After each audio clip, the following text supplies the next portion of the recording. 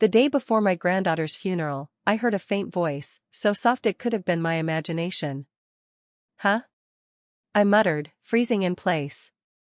As I listened closer, the sound seemed to be coming from the coffin. Trembling, heart hammering, I lifted the lid with shaking hands.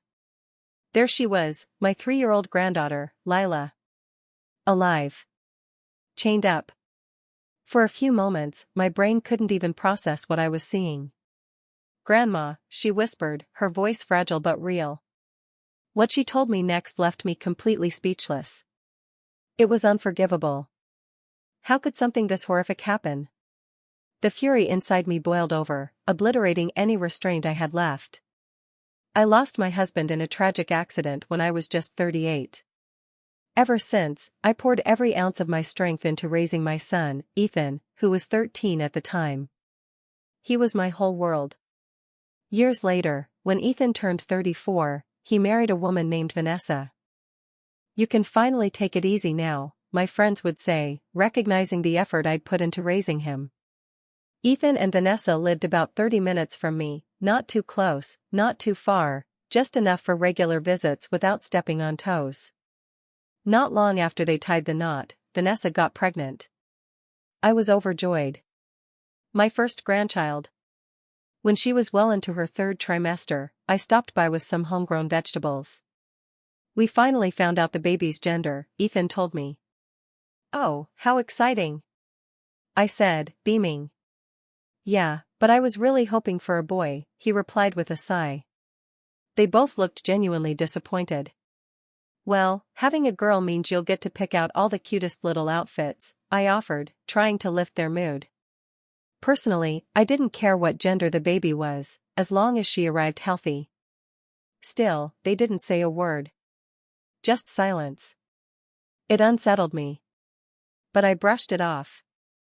I figured once they held their beautiful baby in their arms, all that nonsense about gender preferences would fade away. Sure enough, a few months later, Lila was born. She was perfect, tiny, sweet, and radiant. I finally understood what people meant when they said a child could be too precious for words. I visited their home whenever I could just to see her. But something about the way they treated her gnawed at me. Whenever Lila cried, they barely reacted. "Oh, sweetheart, what's wrong?" I'd say, going to scoop her up, only for Vanessa to shoot me a cold glare. "Don't pick her up, mother-in-law. She'll get used to being held." "But, isn't it cruel to just leave her crying like that?" I asked gently, trying to help, to offer just a little comfort. Ethan cut in with a scowl.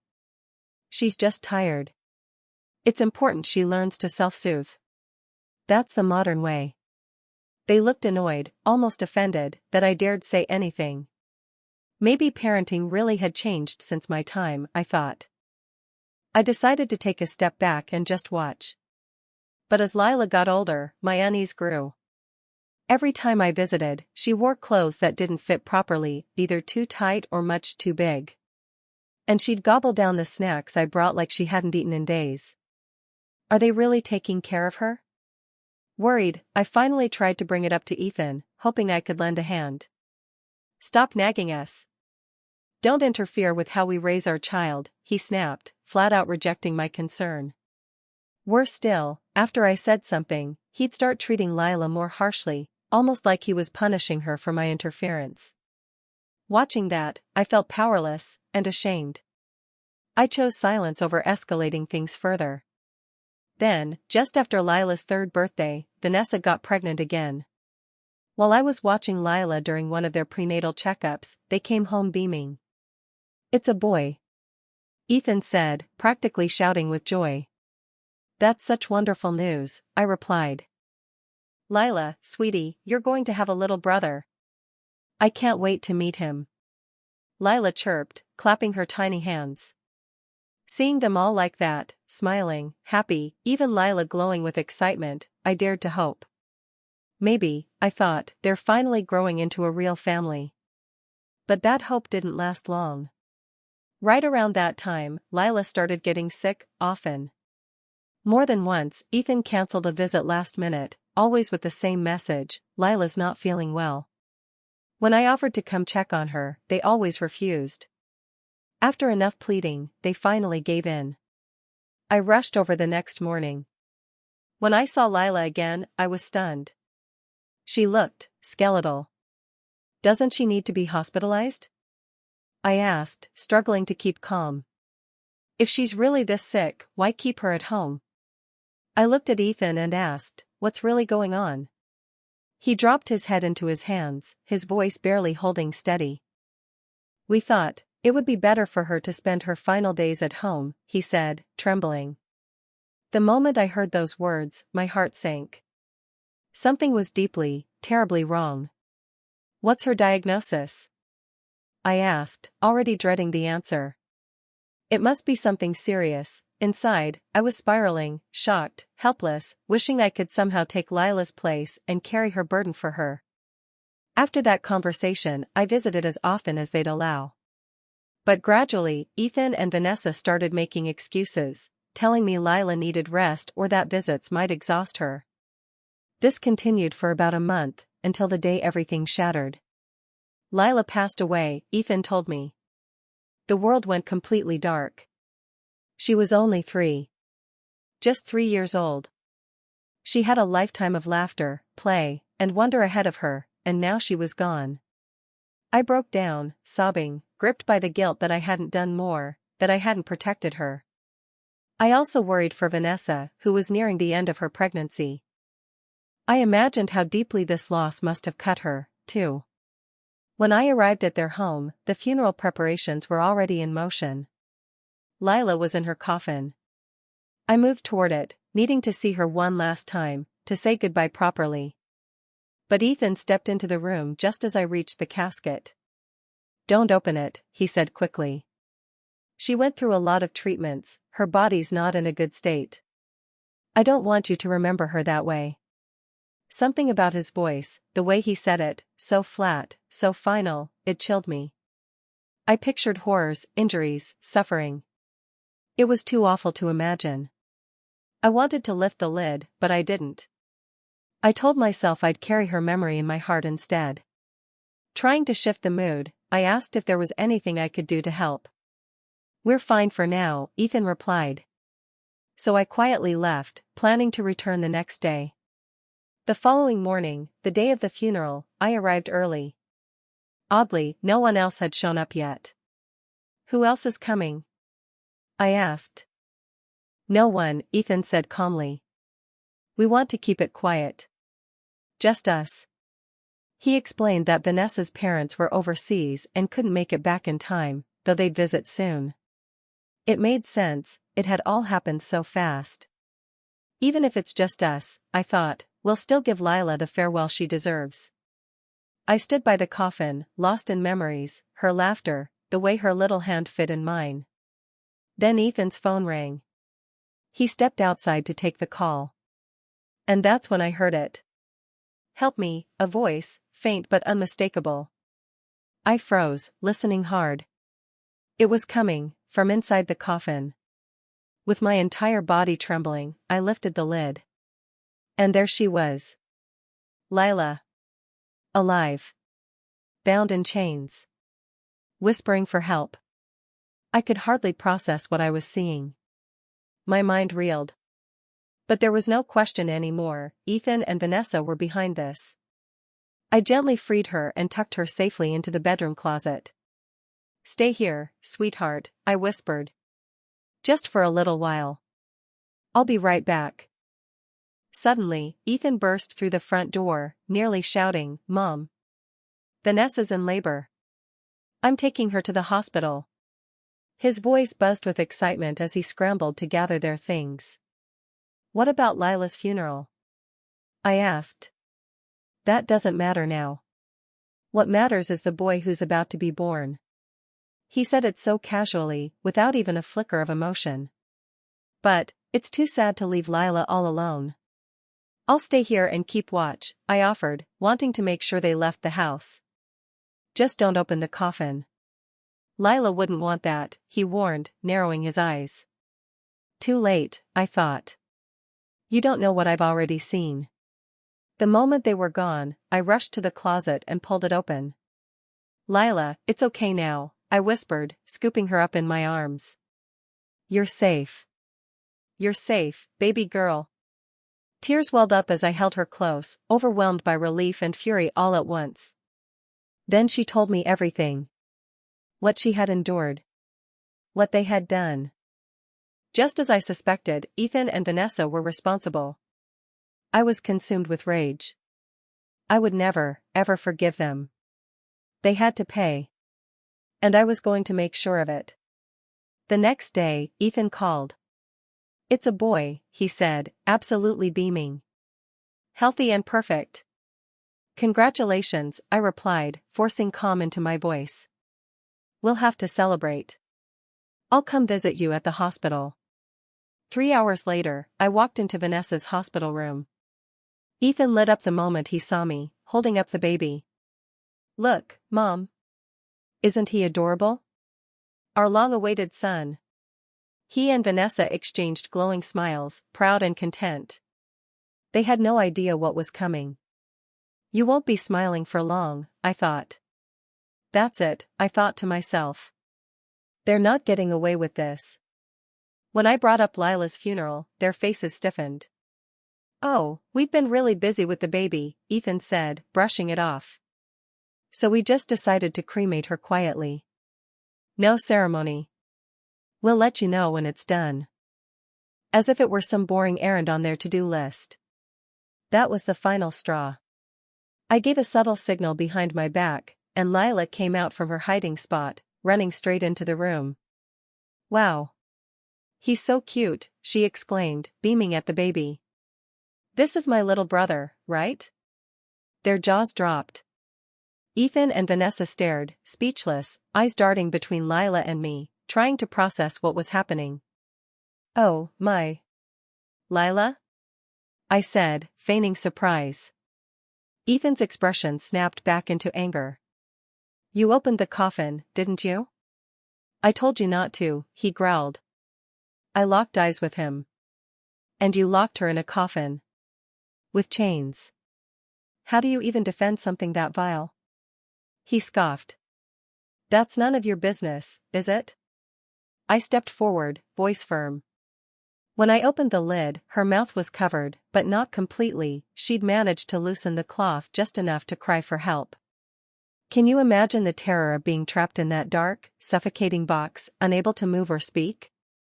Before I could say more, Ethan suddenly dropped to his knees and hugged Lila tightly. You came back to life. Isn't that great, Vanessa? He said, his tone suspiciously dramatic. Yes, it really is, Vanessa replied, playing along, her smile plastered on like bad stage makeup. They thought they could act their way out of this. I crouched down and looked Lila in the eyes. Sweetheart, can you tell me why you were in that box? I asked gently. She tilted her head, trying to remember. Well, Daddy and Mommy wrapped me up really tight. Then they said a scary devil was coming and I had to hide in there. She stumbled over the words, but her innocence made the horror all the more real. I turned back to Ethan. She's telling us this. Care to explain what she means? Gone was his earlier swagger. He shifted uncomfortably, mouth tightening, avoiding my eyes. I didn't want Lila to see what came next. I gestured toward her and said, Sweetheart, I need to talk to your parents about something important. Could you wait in the hallway with my friend? Okay, she said cheerfully, skipping off with the woman I had asked to come along for support. Once the door clicked shut, I turned slowly back to Ethan and Vanessa. I want the truth. Now. They both looked down. You can't believe what a child says, Vanessa said quickly. She's only 3. Her memory's not reliable. Exactly, Ethan added. Kids say weird stuff. It doesn't mean anything. I pulled a notebook from my bag and placed it on the table. But what's written here is pretty clear, isn't it? Ethan's face turned pale. How did you?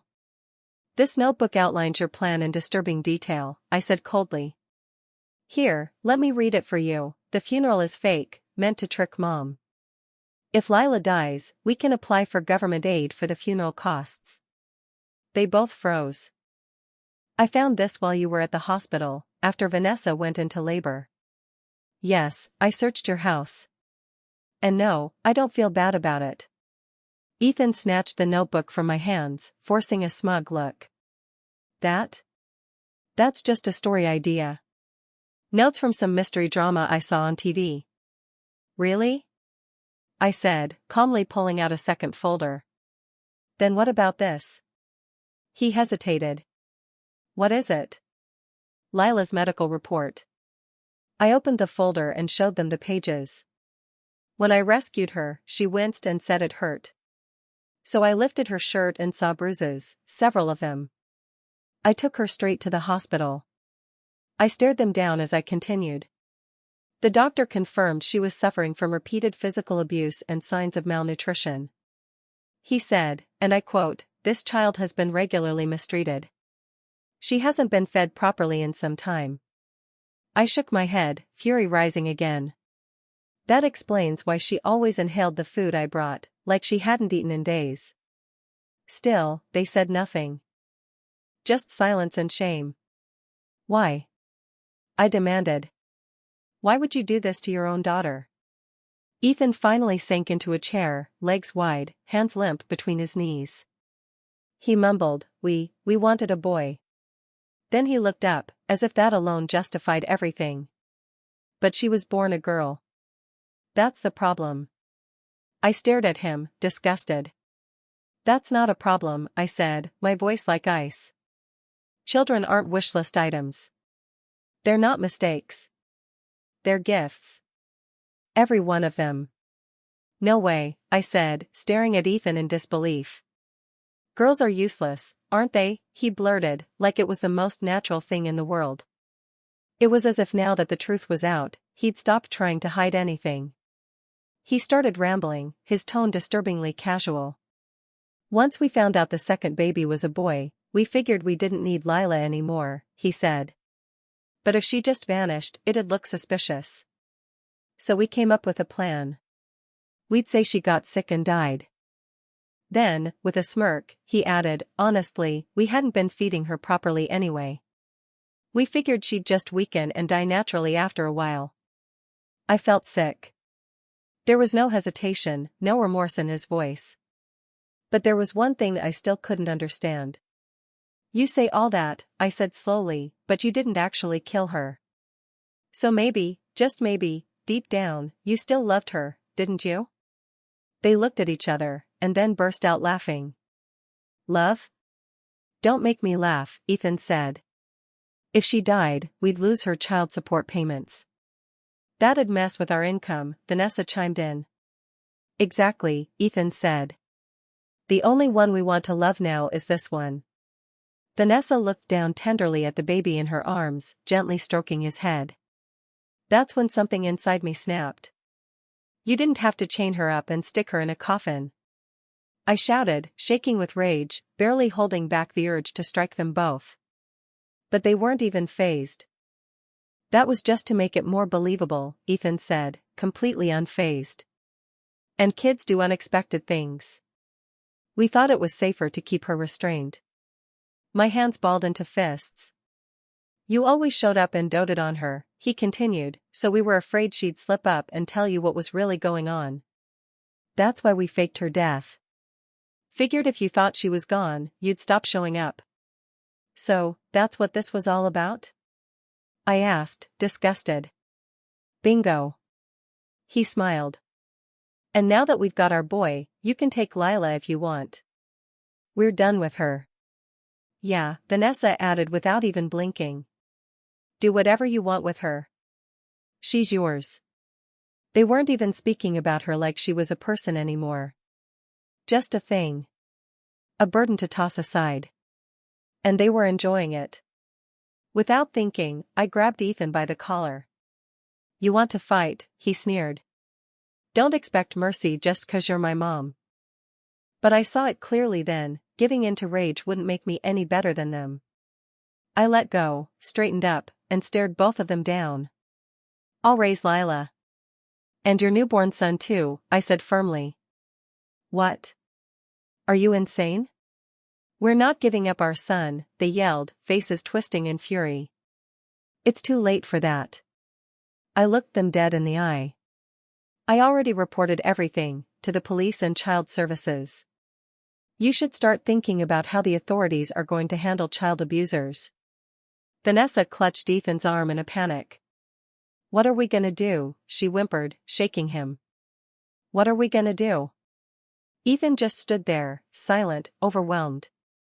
"The police should be here any minute now," I added. Wait. What if they actually take our son?" Ethan stammered. "What are we supposed to do?" "That's not my problem," I said coldly. "You did this. You chose this. We'll take care of Lila now, we promise," they begged, bowing their heads. "Just tell them it was a mistake. Please." "As if I'd believe a word from either of you," I said, shoving them aside. They slumped to the floor, mumbling to themselves, their confidence shattered. A short time later, they were both arrested. The children were placed in temporary protective custody, but soon after, I was granted the right to raise them.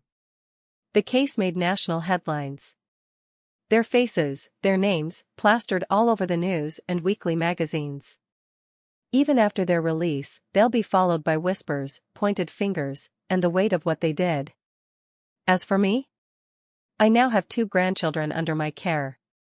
Lila, my sweet girl, and her baby brother, a new light in my life. My friends say I look younger lately. "You're glowing," they tell me. Maybe they're right. Maybe having a purpose again, something pure and full of love, really does breathe new life into a person. Lila helps out around the house. She's strong, kind, and growing up beautifully. I'm grateful for her every single day. And I'm determined to stay healthy and energetic, to protect these 2, to watch them grow, and to make sure they always feel safe and loved. That's my focus now. That's my purpose. And I wouldn't trade it for anything.